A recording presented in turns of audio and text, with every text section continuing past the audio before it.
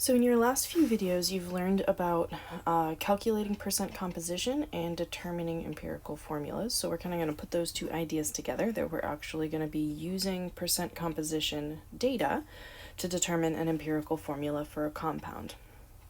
So determining the percent composition of a compound is one of the most common experimental methods for determining the empirical formula of an unknown. So if you don't know what a compound is, and you can figure out its percent composition by doing some kind of experiment, some kind of reaction, you'll actually be able to help to determine the empirical formula, which will help you figure out what your unknown substance is. In terms of how you would actually collect that data, how would you figure out the percent composition? There are a lot of different ways, and it's going to vary depending upon what compound you're using.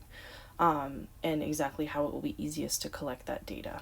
One common method that works for a lot of things, especially for organic substances, for carbon-based compounds, is actually to burn it, to subject it to combustion, and then figure out how much of each of the different products was formed.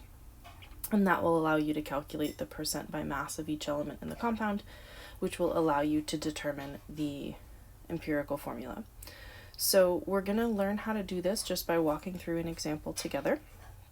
So our example for today is that an unknown organic compound is found to be 48.6% carbon, 13.6% hydrogen, and 37.8% nitrogen by mass. Determine its empirical formula. So the first thing that we need to do is to convert mass into moles. Our empirical formula gives us the ratio of the number of atoms of each element in the compound, or the ratio of moles of atoms of each element in a sample. So our percentages that we're given here are in terms of mass. We're always working with percent by mass. So we need to just convert mass to moles. So what we're going to do is essentially assume we have 100 grams of the stuff if we're working with a percentage. It doesn't actually matter what your sample size is. You can always just assume if I had 100 grams, that means the percentage would be equal to the number of grams. So if I have 100 grams of this stuff and it's 48.6% carbon, that means my sample contains 48.6 grams of carbon.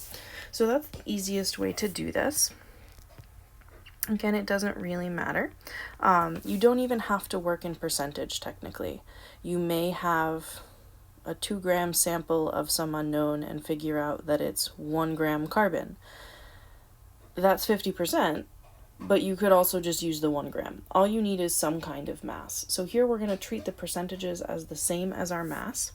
So 48.6% is going to be 48.6 grams of carbon in our hypothetical 100 gram sample.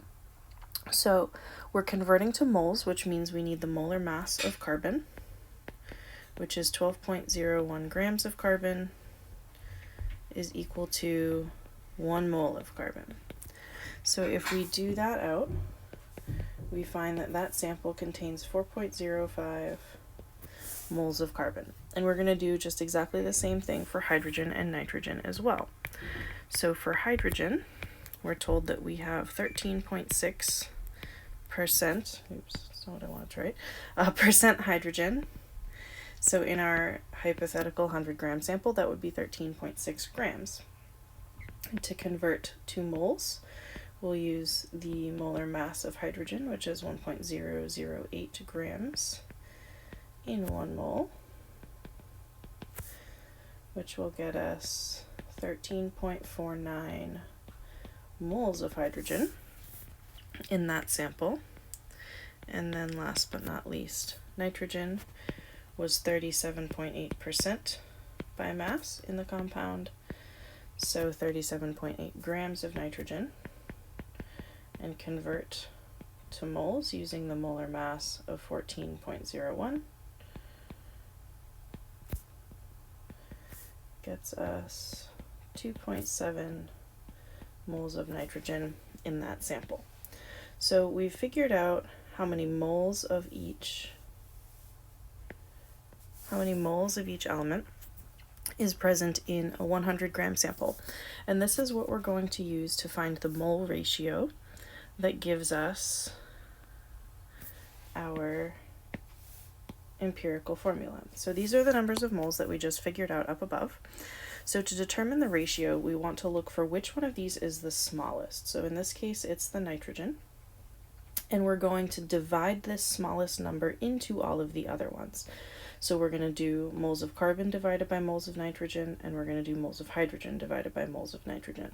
Essentially, we're just comparing everything else to the smallest number of moles. So how many moles of carbon do I have per mole of nitrogen? How many moles of hydrogen do I have per mole of nitrogen is what we're looking at here. So we'll have 4.05 moles of carbon for every 2.70 moles of nitrogen. If we do that math out, we find that that is 1.5 moles of carbon for every 1 mole of nitrogen. And if we do the same thing for hydrogen, we have 13.49 moles of hydrogen for every 2.7 moles of nitrogen. And this comes out to be 5 moles each for every 1 mole of N. So we have our sort of most basic ratios here, that for 1 mole of nitrogen, there are 5 moles of hydrogen and 1.5 moles of carbon. However, we're looking to turn these ratios into the subscripts in our formula. So the subscripts in our formula represent the number of atoms in each molecule, which means we can't have fractions. You cannot have a half a carbon atom in a molecule. So what we need to do is multiply our ratios so that the numerator and the denominator are both integers, so that it's the same ratio, but in terms of integer values. So if we multiply this by 2, 1.5 times 2 is 3, and 1 times 2 is 2.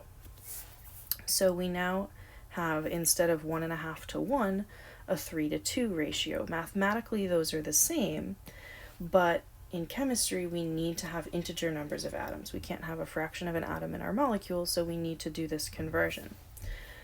And then we're now comparing moles of carbon to 2 moles of nitrogen up here, but this factor was comparing hydrogen to 1 mole of nitrogen. We want our denominators to be the same so that all of our elements are being compared to the same thing. So if we multiply this ratio by 2 as well, 5 times 2 is 10, and 1 times 2 is 2.